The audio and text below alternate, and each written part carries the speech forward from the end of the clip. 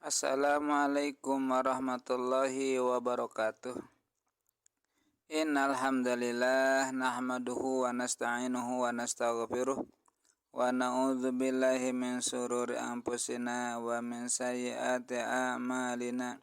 May yahdihillahu fala mudhillalah wa may yudlilhu fala hadiyalah. Asyhadu an la ilaha illallah wahdahu la syarikalah wa asyhadu anna sayyidana Muhammadan abduhu wa rasuluh. Amma ba'du, usikum manapsi bitaqwallah la'allakum tuflihun. Rekan-rekan para peserta bimbingan perkawinan KUA Sukarnagara ataupun mungkin yang sudah pengantin baru yang saya hormati. Yang pertama kepada yang sudah nikah pengantin baru, saya ucapkan selamat berumah tangga kepada Anda. Semoga rumah tangganya bahagia, rumah tangganya penuh berkah, sukses selalu ya. Amin ya Allah ya Rabbal Alamin. Kepada para calon pengantin yang nikahnya nanti beberapa hari lagi, mari kita persiapkan ilmunya dan mentalnya.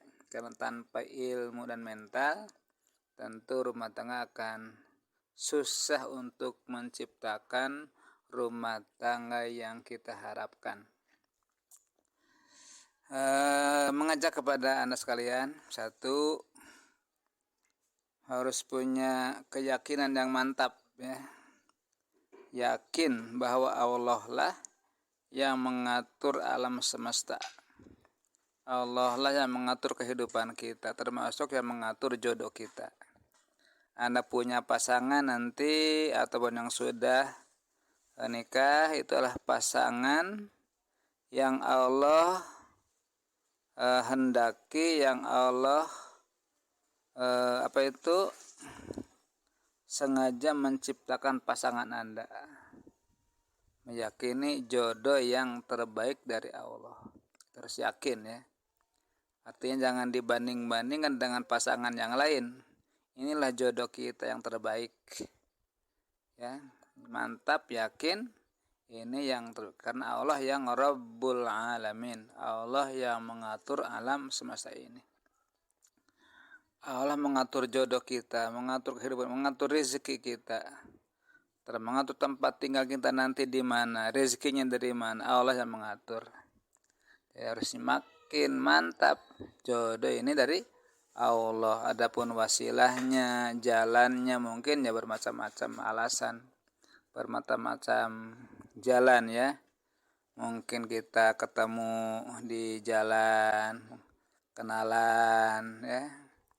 Mungkin lewat medsos di Facebook, di Instagram ataupun di mana kita chatting-chattingan nyambung kan, mungkin saja. Ataupun mungkin dalam suatu pertemuan di mana ketemu nyambung, nanya, kontak-kontak nyambung ya. Ataupun lewat orang ketiga ya. Macomlang ya, ataupun panglayar maksudnya. Itu mungkin saja. Jadi inti nama, setelahnya kita sudah punya rencana nikah, yakin itulah jodoh yang terbaik dari Allah yang perlu kita pelestarikan, perlu kita syukuri. Itu ya, satu tuh harus mantap, jangan ragu lagi. Yang kedua adalah harus punya cita-cita yang tinggi, ingin berbarengan dengan istri kita, dengan suami kita dari sejak pernikahan sampai ke akhirat nanti, ke surga yang penuh nikmat. Itu jadi mau rumah tangga dunia dan akhirat, masya Allah, itu cita-cita yang sangat tinggi. Jangan sampai pak kontrak itu itu salah rumus yang salah ya. Dari sejak rumah tangga harmonis, geus pakotrak itu, geus akhir-akhir ini pas ya, tapi pisah. Nah itu. Ya, jadi saya ingin berbagi sejak awal nikah sampai ke surga nanti dengan istri kita, dengan suami kita, masya Allah, itulah niat yang baik. Ya gitu ya. Yang kedua, Yang ketiga mungkin ya. Yang ketiga Anda harus punya iktikad kepada suami. Iktikad ingin membahagiakan pasangan kita. Harus punya keyakinan, punya iktikad, punya rencana, ingin membahagiakan pasangan hidup kita. Sekemampuan kita ya. Kepada istrinya nanti, si neng-nengnya harus punya iktikad yang kuat, ingin menghormati suami, ingin melayani suami, ingin mencari ridho suami. 3 ya. Karena hidup kita ini adalah bukan di dunia saja, tak ada pertalian sampai ke akhirat. Sehingga muncullah kewajiban suami dan kewajiban istri. Itu ya. Rasul berpesan, awsana Rasulullah sallallahu alaihi wasallam biqaulihil karim, ittaqullaha fin nisa akhadtumuhunna bi amanatillah wastahlaltum furujahunna bi kalimatillah. Rasul yang mulia Muhammad Rasulullah telah berwasiat kepada kita dengan sabda yang mulia, yakni ittaqullaha fin nisa, wahai para suami, kalian harus takwa kepada Allah dalam menghadapi nisa, menghadapi istri pasangan hidupnya. Ittaqullaha fin nisa, kalian harus takwa kepada Allah, memohon perlindungan, pertolongan kepada Allah dalam menghadapi istri kita. Kenapa? Akhadtumuhunna bi amanatillah, bahwa kalian mengambil mereka, mengambil istri kita, anak kita adalah bi amanatillah, sebagai amanat dari Allah. Jadi istri kita adalah amanat dari Allah, bukan milik kita. Amanat. Yang namanya amanat itu nanti di akhirat ada suatu pertanggungjawaban di akhirat nanti ya. Amanat bukan milik. Kalau milik pun bisa digadekan, ya bisa dijual balikan, bisa dirusak, disakiti. Karena amanat. Al-amatu mas'ulun. Amat ada mas'ul, akan dipinta nanti tanggung jawab di akhirat. Masya Allah, berat kalau kewajiban suami itu ya. Wastahlaltum furujahun nabi kalimatillah, Anda mengharapkan halal jiwa raga perempuan itu bi amanatillah, dengan bi kalimatillah. Ulangi, wastahlaltum furujahun bi kalimatillah, Anda menjadikan halal jiwa raganya bi kalimatillah, dengan kalimat Allah, yaitu ijab dan qabul. Jadi halal ya. Tanpa lewat ijab qabul haram kita bergaul. Haram apalagi yang segala-galanya haram. Sudah kalimat Allah dilantunkan, ucapan dari wali dan Anda selaku calon pengantin nanti, ankahtuka wa zawwajtuka ibnati ismah Fatimah imahri khamsina gramina zahab nakda, misalkan ya, kata si wali, wahai saudara rajul, saya nikahkan anak kandung saya bernama Fatimah kepada engkau dengan mas kawin emas 20 gram beber tunai, misalkan. Langsung dikabul oleh si calon pengantin. Qabiltu nikahaha wa tazwijaha bil mahril madhkur, saya terima nikah dan kawinnya Fatimah, anak atau putri bapak, dengan mas kawin tersebut dibayar tunai, misalkan. Itu kalimat Allah, ijab dan qabul, kalimat yang dicontohkan oleh Allah, oleh Rasulullah. Nah, baru halal jiwa raga istri tersebut. Nah, jadi ulang lagi, Anda mengambil istri sebagai amanat Allah, halal jiwa raganya dengan kalimat Allah ijab, tanpa ijab qabul, ya tentu kita haram bergaul. Maka muncullah kewajiban kita selaku suami, alimuhunna bil ilmi wal akhlaqil hasanah. Berikanlah bimbingan kepada mereka dengan ilmu yang bermanfaat dan akhlak yang baik. Alimuhunna bil ilmi wal akhlaqil hasanah. Berikanlah piwuruk, nasihat, bimbingan kepada mereka istri kita dengan ilmu yang manfaat dan akhlak contoh yang baik. Kewajiban suami membimbing ilmu bab wudunya, sholatnya kita, Al-Qur'annya. Kewajiban suami membimbingnya, mengarahkannya dengan budi perangai yang baik, akhlaknya, tutur katanya, perilaku kita menjadi akhlak yang baik. Contoh menjadi istri kita, suami ulah jangan kasar ya.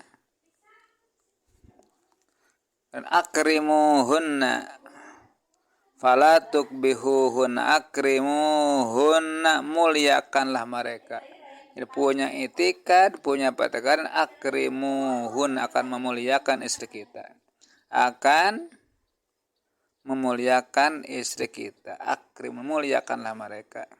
Mastata'tum, sekemampuan Anda ya. Punya itikad, ingin memuliakan mereka. Fala tukbihuhunna, janganlah kalian menghinakan mereka ya. Jangan, itu punya itikad yang baik. Itu kewajiban suami. Begitu ya semuanya.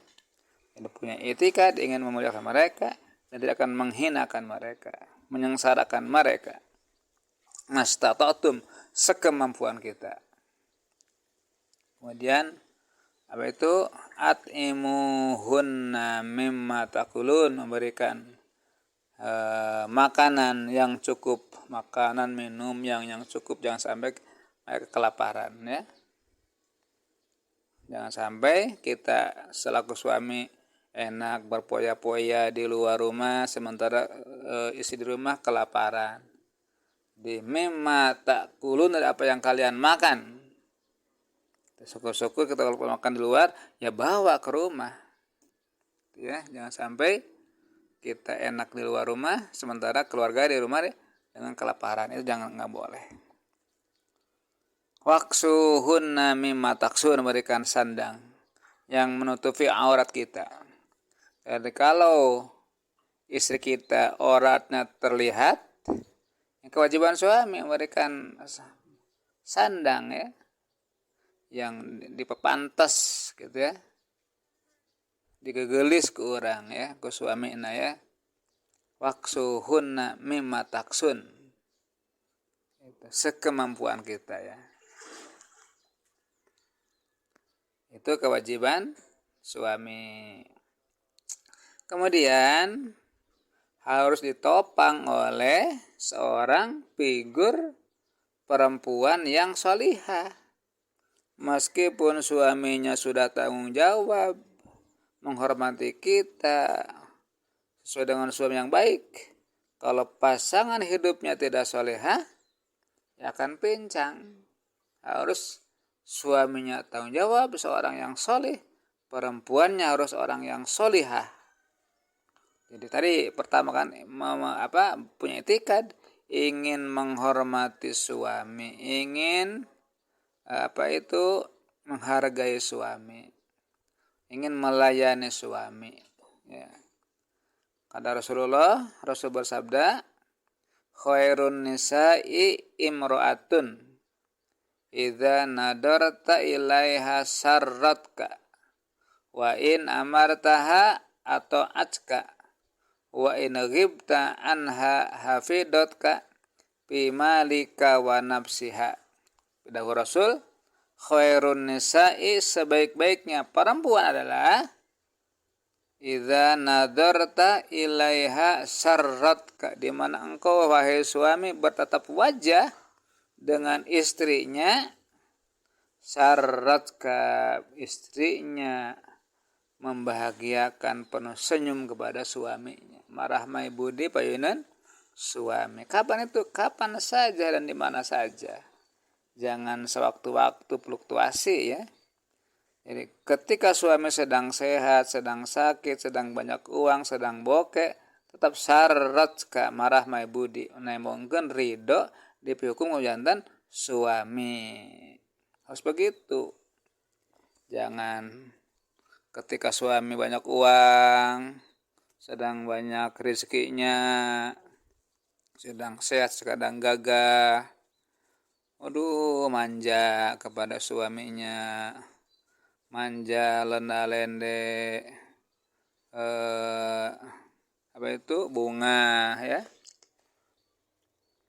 Tapi suatu waktu suaminya diuji sama Allah nggak punya uang, lagi di PHK suaminya, mulai istrinya merengut, tidak semangat, uring-uringan, marah-marah, baud. Nah itu tidak baik. Itu ciri perempuan yang tidak sholihah, tidak akan benar rumah tangganya. Jadi bogoh nanti karena dunia anak wungkul ya, itu tidak boleh, berat. Kalau seperti itu rumah tangga tidak akan harmonis, tidak akan sukses. Tidak punya istri yang sholihah lah, itulah keindahan rumah tangga ya. Tidak banyak menuntut, tapi mensyukuri nikmat yang ada. Senantiasa marah mai budi payun suami, hormat ke suami ya, tidak macam-macam. Wa in ghibta wa in amartaha, atau acka di mana seorang suami sewaktu-waktu minta bantuan, atau acka taat melaksanakan perintah suami, itulah istri sholihah. Jadi minta apa saja selama kita mampu melaksanakan, segera laksanakan oleh istrinya, itu menandakan perempuan yang sholihah. Jangan nanti ya, itu dosa ya, karena kita sudah dihukum kunjung suami ya. Harus taat patuh kepada suami selama perintahnya tidak melanggar syariat, selama perintahnya tidak maksiat. Wajib melaksanakan perintah suami. Dengan sebaliknya suami bukan seorang raja, bukan seorang paduka enak saja tunjuk-tunjuk nita pamajikan dan istri, sementara istri di kakek dicapekan, kita suaminya adalah diam-diam saja. Itu tidak baik, tidak benar ya. Sewaktu-waktu minta keinginan tong dihesekeun tak ku suami teh, ku istri teh ya. Segera respon. Itulah ciri yang sholihah. Apalagi diajak misalkan sosonoan misalkan ya, apalagi itu mah suatu mutualisme ya. Harus senantiasa harmonis, ulah hararese dipiwarang ku suami teh ya.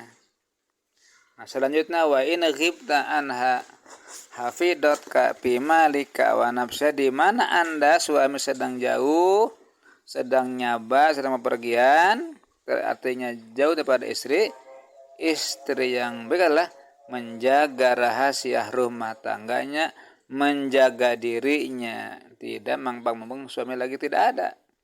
Poya-poya dengan temannya, menghambur-hambur uang, apalagi mendatangkan suami laki-laki lain, naudzubillah.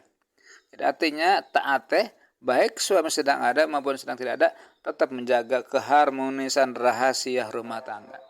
Ya. Ulah hareupeun wungkul payeunan suarah taat nate. Dimanapun sedang jauh tetap menjaga ketaatannya. Itulah ciri yang soleh. Insya Allah kalau suaminya sudah tanggung jawab, istrinya solihah, akan terjalin rumah tangga yang kita harapkan, rumah tangga kita barokah dari Allah Subhanahu wa taala. Gitu ya. Jadi saling menghargai, saling menghormati ya. Ketika ada masalah, bentrok pasti segera minta maaf. Orang yang paling dahulu minta maaf, orang yang paling mulia di hadapan Allah Subhanahu wa taala. Meskipun tidak bersalah, segera minta maaf meskipun lawan kita yang salah, itu orang yang paling mulia. Jangan dendam ya. Jangan egois, jangan jaga image. Kita mah tidak salah. Harus segera minta maaf ketika ada masalah, jangan dendam. Orang yang paling jahat, orang yang diminta maaf tidak memaafkan. Wa naudzubillah ya. Allah yang sangat gagah, Allah yang sangat segala-galanya. Allah adalah zat yang pemaaf. Kita sebagai manusia yang lemah, kenapa harus dendam? Jangan ya. Nah, selanjutnya adalah Anda punya orang tua. Orang tua teh yang berjasa kepada kita, mengandung kita, melahirkan kita, mendidik kita, membesarkan kita, bahkan sekarang sampai ngawinkeun. Berjasa orang tua ini harus dihormati mereka ya. Jangan menyakiti orang tua kita, harus hormati mereka telah berjasa. Tanpa orang tua kita kan tidak mungkin seperti ini ya. Wajib hormati orang tua kita adalah berjasa. Nah sekarang sudah nikah, mertua pun sama harus kita hormati. Jangan menyakiti mertua dan orang tua ya. Orang tua dan mertua kalau kita hormati, beli hatena ulah sampai sakit orang tua gara-gara tingkah kita, ucapan kita itu tidak akan berkah ya. Kalau ingin berkah, hargai orang tua, hargai mertua, insya Allah berkah hidup Anda ya. Adapun rezeki mah jangan khawatir.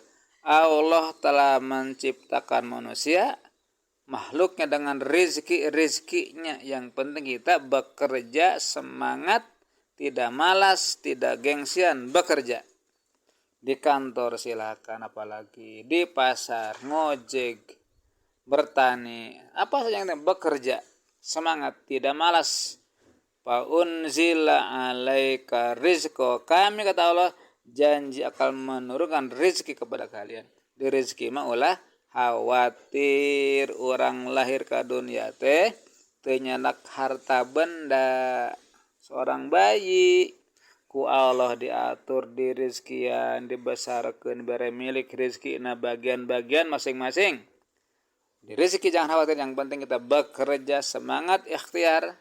Nanti Allah yang mengatur kehidupannya. Yang penting halal gitu ya. Nah terakhir adalah Anda tidak akan berkah hidupnya jika tidak dekat dengan Allah yang punya segala-galanya. Artinya kepada Allah harus mantap beribadah kepada Allah. Ibadah yang mantap, baca Quran sing getol, tahajud, istighfar, sing jadi ahli ibadah sadaya keluarga, suaminya, istrinya, anaknya jadi ahli ibadah. Insya Allah hidup Anda akan berkah ya, menjadi ahli ibadah. Kunu ibadallah, jadikan sebagai hamba Allah yang berkah. Demikian ya, mudah-mudahan ada manfaatnya untuk kalian semuanya dan khusus bagi saya selaku pemateri. Selamat nanti dalam waktunya, insya Allah Bapak ataupun penghulu yang lain akan menghadiri pernikahan Anda ya. Nah, sekali lagi, jadi dari sekarang rubah sikap menjadi bekerja semangat, ibadah semangat, orang tua hormati. Demikian akhirul kalam. Assalamualaikum warahmatullahi wabarakatuh.